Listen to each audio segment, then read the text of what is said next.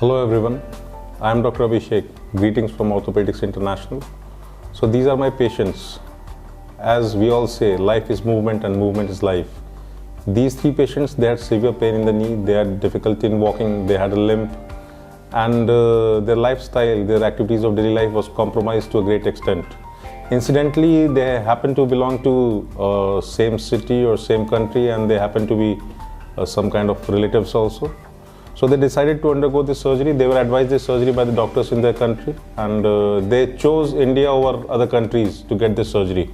Not just because of cost factor, but because of other associated advantages also, like proximity to their country and ease of traveling and all those things. And same day, all of them arrived. They were operated on the same day, both knees in one sitting for all those patients. And this is just 3-4 days after surgery. You can see that they are walking normally, perfectly. They are happy, their family members are happy. So I just wish more such happy people from all around the world, walking comfortably, walking nicely. Thank you so much.